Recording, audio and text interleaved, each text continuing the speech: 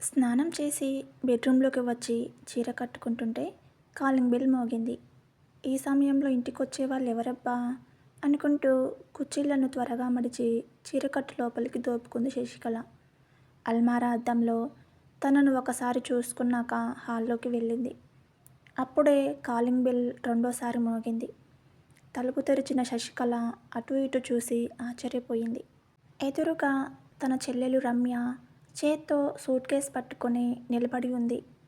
ఆమె ముఖం, చేతిలోని సూట్ కేస్ చూశాక శశికళ మనసులో ఏదో సంశయం కదలాడింది. కానీ ఆ భావం ముఖంలో కనిపించకుండా జాగ్రత్త పడుతూ, ఒక్కదానివే వచ్చావేం, మరిదిగారు రాలేదా అని అప్పటికి అనుమానంగా గేట్ కేసి చూస్తూ అడిగింది. రాలేదు అని క్లుప్తంగా జవాబు చెప్పి లోపలికి అడుగు పెట్టేసింది రమ్య. విషయం ఇంచుమించు అర్థమైపోయింది శశికళకు. రమ్య భర్తతో గొడవపడి వచ్చేసినట్టుంది.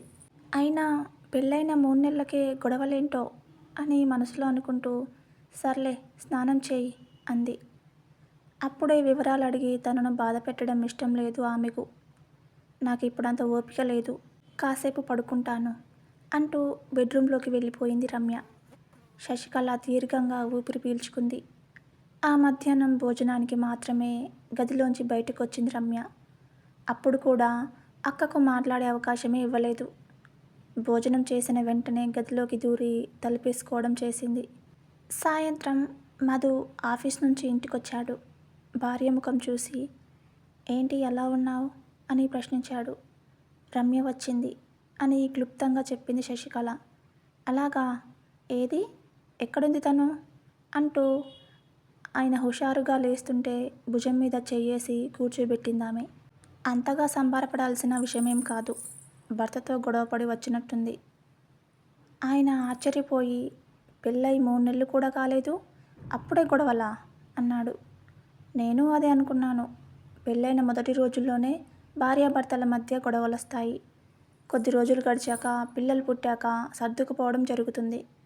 అది కరెక్టే, సాధారణంగా మొగుడే సర్దుకుపోతుంటాడు నాలాగా అనేసి ఆమె వైపు చూసి నవ్వాడు. వేళాకోళాలు తర్వాత ముందు రమ్యని పిలిచి అసలు గొడవేంటో అడగండి. అంటే నీకింకా చెప్పలేదా? నోరు విప్పడం లేదు, గదిలో నుంచి బయటికి రావడం లేదు. మధు నెమ్మదిగా తలాడించాడు. సరే, నేను ముఖం కడుక్కొని వస్తాను. ఈలోపు అమ్మాయిని గదిలో నుంచి బయటకు తీసుకురా, అసలు విషయం ఏంటో కనుక్కుందాం అని భార్యతో ఆ మాటలు చెప్పాక ఆయన తన రూంలోకి వెళ్ళిపోయాడు. తను తిరిగి హాల్లోకి వచ్చేసరికి రమ్య గదిలో నుంచి బయటకొచ్చి సోఫాలో కూర్చుని ఉంది. ఏమ్మా రమ్య, ఎప్పుడొచ్చావు? ఉదయమే వచ్చాను బావగారు. ఒక్కదానివే వచ్చావేంటి, నరేష్ రాలేదా? పరిస్థితి అర్థమవుతున్నా అర్థం కానట్టే ప్రశ్నించాడు మధు. రమ్య మౌనంగా ఉంది. ఆయన కొద్ది క్షణాలు ఆమెనే పరిశీలనగా చూశాక ఇలా పలికాడు. నీ ముఖం చూస్తుంటే అతనితో గొడవపడి వచ్చేసినట్టుంది అని అనగానే రమ్య ఇక ఆపుకోలేనట్టు ఏడ్చేసింది. ఏడుపు మధ్యనే తన బాధను బయటపెట్టింది. నేను కాదు బావగారు, ఆయనే ప్రతిరోజు నాతో గొడవ పడుతున్నాడు. ఏం కావాలన్నా తను కొనిపెట్టడు, ఎక్కడికి వెళ్ళాలన్నా వద్దంటాడు, ఏదడిగినా లేదంటాడు. 4 గోడల మధ్య ఆ నరకం నేను అనుభవించలేను. నాకు నాకు విడాకులు కావాలి బావగారు అనగానే మధు తెల్లబోయాడు. శశికళ అదిరిపడింది. విడాకుల వరకు వ్యవహారం వెళ్ళిందంటే సీరియస్ వ్యవహారంగానే అర్థం చేసుకోవాలి. కానీ తన విడాకులు కావాలంటూ ఏవైతే కారణాలు చెబుతుందో ఆ కారణాలేవి బలంగా అనిపించడం లేదు. నరేష్ తనను కొట్టడం లేదు, తిట్టడం లేదు, ఆమె కావాలన్నది కొనిపెట్టడం లేదు, అతిగా షికార్లు తిరగడాన్ని ఒప్పుకోవడం లేదు. అంతే, విడాకులకు ఈ కారణాలు సరిపోతాయా? శశికళ, మధు ఒకరి ముఖం మరొకరు చూసుకున్నారు. రమ్య చిన్నప్పటి నుంచి కాస్త గారాబంగానే పెరిగింది. శశికళకు పెళ్ళయ్యాక చదువు కోసం సిటీకొచ్చి అక్క వాళ్ళింట్లోనే ఎక్కువ కాలం ఉంది. అందువల్లనే మధుకి మరదలంటే చనువు, అంతకుమించి ఆప్యాయత ఉన్నాయి. హైదరాబాద్లోనే ఉండే నరేష్తో సంబంధం కుదిర్చి పెళ్లి చేసింది వాళ్ళే. ఇప్పుడు రమ్య నరేష్ నుంచి విడిపోతాను అంటోందంటే మధు సైగను అర్థం చేసుకున్న శశికళ చెల్లెల్ని ఓదారుస్తూనే అడిగింది. ఇంతకీ మీ ఇద్దరి మధ్య ఇంత గొడవ ఎందుకు వచ్చింది? నేను తననేం డైమండ్స్, జ్యువెలరీ అడగలేదు. ఆషాఢం డిస్కౌంట్లో 4 చీరలు తెచ్చుకుంటానన్నాను. నెలాఖరంటూ ఒప్పుకోకపోవడమే కాదు, సమయం కాని సమయంలో విసిగిస్తున్నానంటూ చేయి చేసుకున్నారు అని రమ్య మరోసారి పెద్దగా ఏడ్చింది. ఇక తనతో మాట్లాడవలసిందేమీ లేదని అర్థమయ్యాక మధు నరేష్ని కలుసుకోవాలని అనుకున్నాడు. సిగ్గు విడిచి చెబుతున్నానన్నయ్య, పడక గదంటేనే నాకు నరకంలా అనిపిస్తోంది. అదేంటి నరేష్ అలా అంటావ్? అతడి కేసే చూస్తూ అడిగాడు మధు. మరి తను పగలు కోరికలు ఏకరువు పెడుతుంది, రాత్రి పడక మీద అలిగి పక్కకు తిరిగి పడుకుంటుంది. ఏదో సర్ది చెబుతూ దగ్గరకు తీసుకుందామంటే విదిరించి కొడుతుంది. ఎంతైనా వయసులో ఉన్నవాడిని రకరకాల టెన్షన్లతో ఇంటికొచ్చాక భార్య ఎలా చేస్తే ఇక మగాడికి రిలాక్సినేషన్ ఏముంటుంది? ఆడది పడక గదిలో బెట్టు చూస్తూ బ్లాక్మెయిల్ చేస్తే ఆ మగాడు ఎక్కువ కాలం భరించలేడు. అందుకే నిన్న రాత్రి సహనం నశించి చేసుకున్నాను. మధుకి సమస్యకు మూలం ఏంటో అర్థమైపోయింది. సరే నరేష్, తను చిన్నపిల్ల, తనకు చెప్పాల్సిన తీరులో చెప్పి పంపిస్తాం. నువ్వు ఆవేశపడకుండా ఉంటే మంచిదని నా ఉద్దేశం. నేను తనని అర్థం చేసుకున్నాను కాబట్టే ఇంతకాలం ఆవేశపడలేదు. ఇక మీదట నన్ను అర్థం చేసుకోవాల్సిన బాధ్యత తనదే. అదే నిజమనిపించింది మధుకి. ఒక విధంగా చూస్తే నరేష్ తప్పేమీ లేదు. మగాడు ఎక్కడైనా ఓర్పును చూపించగలుగుతాడు కానీ పడక గదిలో ఆవేశాన్ని అదుపు చేసుకోలేడు. ఈ విషయాన్ని రమ్య అర్థం చేసుకోవాలి. ఇంటికొచ్చిన మధు విషయమంతా వివరంగా శశికళకు చెప్పాడు. ఆడది మగాన్ని గుప్పెట్లో పెట్టుకోవాలన్నా, అడిగినవన్నీ కొనిపించాలన్నా పడక గదే సరైన ప్లేస్ అనేది కొందరి నమ్మకం. పడక గదిలో మగాడిని మెప్పించాలే కానీ నొప్పించకూడదు. అలగొచ్చు కానీ అర్థం చేసుకోకుండా విషయాన్ని సాగదీసి తెగేలా చేయకూడదు. మన రమ్య ఈ విషయంలో బ్యాలెన్స్ తప్పిపోయిందేమోనని అనిపిస్తుంది అని సాలోచనగా చెప్పింది శశికళ. నువ్వు చెప్పింది నిజం. ఒక విధంగా చెప్పాలంటే రమ్య భర్తను బెడ్రూమ్లో బ్లాక్మెయిల్ చేస్తోంది అని ఆగి ఆ తర్వాత ప్రశ్నించాడు. మరి మనం ఇప్పుడేం చేద్దాం? శశికళ కొద్ది క్షణాలు మౌనంగా ఉన్నాక నవ్వుతూ అంది. ఏదో చేద్దాం, రమ్యను మారుద్దాం. ఉదయం నిద్రమత్తులో ఉన్నప్పుడే అక్క బావల గొంతులు కాస్త పెద్దగా వినిపించాయి. దాంతో రమ్య కాస్త ఉలిక్కిపడి లేచి కూర్చుంది. మీరెన్నైనా చెప్పండి, ఈరోజు నేను షాపింగ్కి వెళ్ళి తీరుతాను. అది అక్క గొంతు. ఈ నెలలో అవసరమైన ఖర్చులు చాలా ఉన్నాయి. అనవసర ఖర్చులు అస్సలు ఒప్పుకోను. అంటే నేను పెట్టేది అనవసరం, మీరు చేసేది మాత్రమే అవసరమైనవా? మాటకు మాట రెట్టించొద్దు. బావగారి గొంతు తీవ్ర స్థాయిలో పలికింది. మాటలే లేనప్పుడు నేనింకా ఈ ఇంట్లో ఉండడం ఎందుకు? నన్ను మా పుట్టింటికి పంపించండి. శశికళ చాలా కఠినంగా పలికింది. రమ్యకేమో తెలియదు.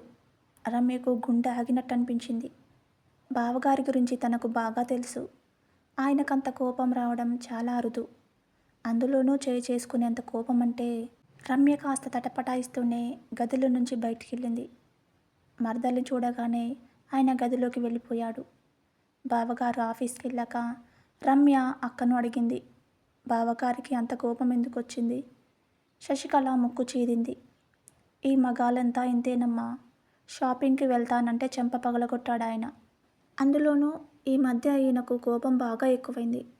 రమ్యకు కూడా బావగారి మీద కాస్త కోపం వచ్చింది.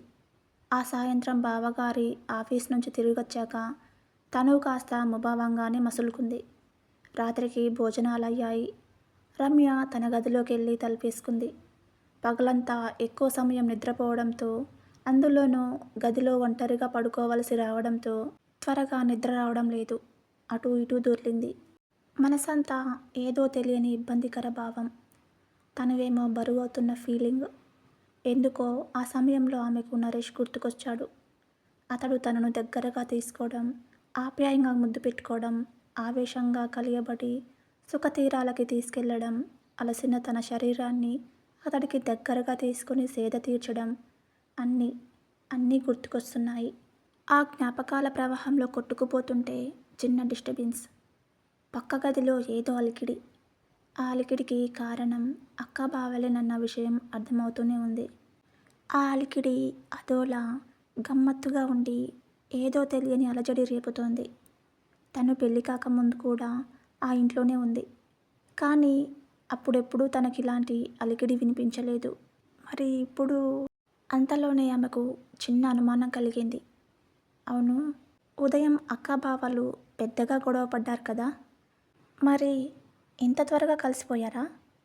కలిసిపోకపోతే ఈ గుసగుసలు, అదోలాంటి నవ్వులు, తీయని మూలుగులు ఎలా వస్తాయి?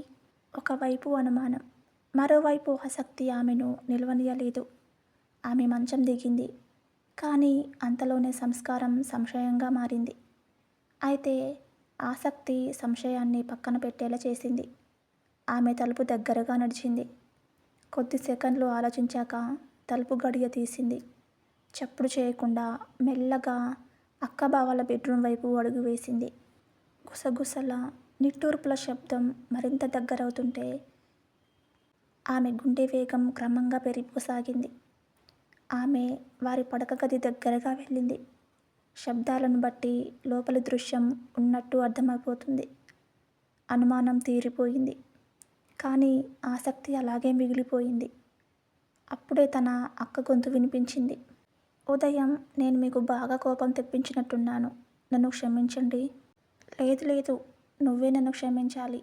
మీ చెల్లెలు ఇంట్లో ఉన్న విషయం కూడా మర్చిపోయి నేను నీ మీద చేయి చేసుకున్నాను. అది బావగారి గొంతు. ఓహో, వీరిద్దరూ ఒకరికొకరు క్షమాపణలు చెప్పేసుకుంటున్నారన్నమాట. అసలింత త్వరగా ఇదెలా సాధ్యం? ఆమె ఉత్సుకత ఆపుకోలేక అటూ ఇటూ చూసింది. కిటికీ ఓ రెక్క తెరిచే కనిపించింది. ఉత్సుకత విచక్షణను జయించింది. రమ్య కిటికీ దగ్గరగా వెళ్ళి లోపలికి తొంగి చూసింది. గుండె ఒక్కసారిగా ఆగిపోయినట్టుగా అనిపించింది. కనురెప్పలు మాత్రం కదలడం మానేశాయి. శశికళ వంటి మీద చీర లేదు. అది జారి మంచం కింద పడి ఉంది. జాకెట్ మీద తన అక్క వంటి షేపును చూస్తూ ఆమె ఇలా అనుకుంది. పెళ్ళయి 6 ఏళ్ళైనా తను బాడీని బాగా మెయింటైన్ చేస్తోంది. అదేదో సోప్ అడ్వర్టైజ్మెంట్లో లాగా 6 ఏళ్ల పాప వచ్చి మమ్మీ అంటే ఏమిటి, ఈవిడకు పెళ్ళయిందా అని ఆశ్చర్యపోయిన జనాన్ని గుర్తుకు తెస్తూ అత్యంత ఆకర్షణీయంగా కనిపిస్తోంది. ఆయన చప్పున ఆమెను తన మీదకు లాక్కున్నాడు. అప్పుడే రమ్యకు మెదడు పనిచేయసాగింది. అక్కయ్యకు ఇప్పుడెంత గొప్ప ఛాన్స్! ఈ మూడ్లో తను షాపింగ్ గురించి ప్రస్తావిస్తే బావగారు చచ్చినట్టు ఒప్పుకొని తీరుతారు. శశికళ ఇప్పుడే, ఇదిగో ఇప్పుడే, రేపు షాపింగ్కి వెళ్దామండి అని అనేస్తే బాగుణ్ణు అనుకోసాగిందామె. కానీ శశికళ నెమ్మదిగా భర్త మీదకు ఒదిగింది. అతడి నుదుట మీద ముద్దు పెట్టింది. చూస్తున్న రమ్యకు మొదటిసారి కాస్త సిగ్గనిపించింది. కానీ అంతలోనే కర్తవ్యం గుర్తుకొచ్చింది. ఈ క్షణమే అక్క ముందుకెళ్ళి, అక్కయ్య, మగాడి ఆవేశంతో ముడిపెట్టి మన కోరికలు తీర్చుకోవాలి. రేపటి షాపింగ్ గురించి ఇప్పుడే అడుగు. ఈ క్షణమైతే బావగారు ఏమడిగినా కాదనరు. ప్లీజ్ అడిగేయ్ అని చెప్పాలనిపించింది. కానీ అలాంటి స్థితిలో వారి మధ్యకు వెళ్ళటం సబబు కాదని ఆగిపోయింది. ఇంకో నిమిషంలో అక్కడేం జరగబోతుందో అర్థమైపోయింది రమ్యకు. ఈ స్థితిలో కూడా శ్రీ సహజమైన విచక్షణ జ్ఞానం ఆమెను అక్కడి నుంచి అడుగు పక్కకు వేసేలా చేశాయి. కాకపోతే రమ్య అనుకుంది, మంచి మూడ్లో మొగుణ్ణి ఎలా లొంగ తీసుకోవాలో మా అక్కయ్యకు తెలిసినట్టు లేదు. రేపు కాస్త క్లాస్ తీసుకోవాలి. శశికళ, నేను ఆఫీస్కి వెళ్ళొస్తాను. పోపు చూస్తుండవే అని చెల్లెలికి చెప్పి హాల్లోకి వచ్చింది శశికళ. ఆమె భర్తకు దగ్గరగా వెళ్ళి ఎదురుగా నిలబడితే ఆయన ఆమె నడుము చుట్టూ చేతులేసి దగ్గరగా తీసుకొని నుదుట మీద, వెంటనే పెదవుల మీద ముద్దు పెట్టి వదిలాడు. అప్పుడే వంటగదిలో నుంచి వాకిట వరకు వచ్చి అటు చూసిన రమ్య కంటపడింది ఆ దృశ్యం. సిగ్గుపడాలో చిరాకు పడాలో తెలియక వెంటనే 2 అడుగులు వెనక్కు వేసింది. నిమిషం తర్వాత శశికళ వంటగదిలోకి వచ్చింది. అప్పటికే కూరకు పోపు పెట్టడం అయిపోవడంతో వంటగది సర్ది చెల్లెలతో సహా హాల్లోకి వచ్చింది. సోఫాలో కాసేపు రిలాక్స్గా కూర్చున్నాక అప్పటి వరకు అతి కష్టం మీద అణుచుకొని ఉన్న రమ్య ఇక ఆపుకోలేక అడిగేసింది. అక్క, నువ్విలాగే ఉంటే ఎప్పటికీ బాగుపడలేవు. శశికళ చెల్లెలి ముఖంలోకి విస్మయంగా చూసింది. నేనేం చేశానే అంది. ఈసారి జవాబుగా చెప్పడానికి రమ్య కాస్త ఇబ్బంది పడింది. తాను మనసులో మాట అడగాలనుకుంటే రాత్రి తను చూసిన దృశ్యం చెప్పాలి. తను ఆ దృశ్యం చూశానంటే అక్క ఇబ్బంది పడుతుందా? కాస్త బ్యాలెన్స్‌గా మాట్లాడితే ఇబ్బంది ఏమీ ఉండదులే. ఏం చేయడం ఏమిటి? షాపింగ్ తీసుకెళ్ళమంటే నిన్న బావగారు నీ చెంప చెల్లుమనిపించారా? అవును. అలాంటి వాడితో రాత్రి ఏదో చప్పుడవుతున్నట్టు అనిపించి రాత్రి హాల్లోకి వచ్చానులే. నేనేం చూడలేదనుకో, కానీ అర్థమైంది. రాత్రి బావగారితో రాజీ పడిపోయావని. ఆగాగు. రమ్య మరింకా మాట్లాడబోతుంటే శశికళ ఆపింది. కాదు, నేను రాజీ పడలేదు. రమ్య కళ్ళప్పగించి మా అక్కయ్య మరీ ఇలా అబద్ధాలు చెప్తుందేంటి అని అనుకుంటూ ఉంటే వాక్యం పూర్తి చేసింది. మేమిద్దరం సుఖాలను పంచుకున్నాం. రమ్యకు ఆమె ఏం చెప్పిందో మొదట అర్థం కాలేదు. అర్థం కాగానే కొద్దిగా తడబడింది. అప్పటికి తన కోణమే కరెక్ట్ అన్నట్లు వాదనకు దిగింది. అదే నేను అనేది. మగాడిని కొద్ది రోజుల పాటు ఆ సుఖానికి దూరం చేస్తే అప్పుడే అతడికి ఆడదాన్ని విలువేంటో తెలిసి వస్తుంది. మన విలువ తెలిసాక అతడు మనం ఎలా చెబితే అలా చేస్తాడు అని అంది రమ్య. శశికళ అదోలా నవ్వింది. ఒకవేళ అతడు మన విలువ తెలుసుకోకుండా మన మీదనే విరక్తి పెంచుకుంటే? రమ్య నోట మాట రాలేదు. అప్పటి వరకు ఆమె ఒకే కోణంలో ఆలోచిస్తోంది. అక్క నోట మాట రావడంతోనే మెదడు చిట్లి మరో దృశ్యం కన్నుల ముందు ఆవిష్కరించింది.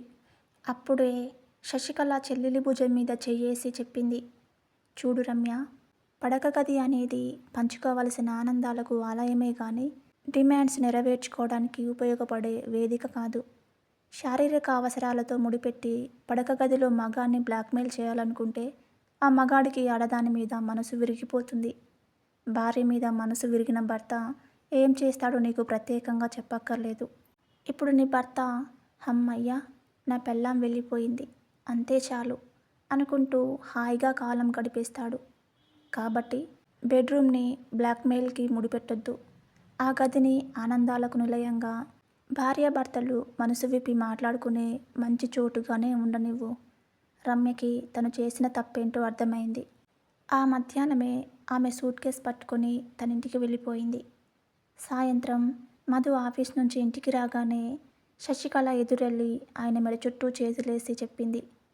రాత్రి కాస్త ఇబ్బందిగా ఎక్స్పోజ్ చేస్తేనే నా చెల్లెలి సంసారం బాగుపడింది. అది ఇంకెప్పుడు బెడ్రూమ్లో మొగుడిని బ్లాక్మెయిల్ చేయదు. తనకిప్పుడు బెడ్రూమ్ విలువ బాగా తెలిసింది. మరిక ఆలస్యం ఎందుకు? మనము బెడ్రూమ్ విలువ తెలుసుకుందాం పదా అంటూ ఆమె నడుం చుట్టూ చేతులు బిగించి పడక గది వైపు నడిపించసాగాడు. స్టోరీ నచ్చితే please like, share and subscribe.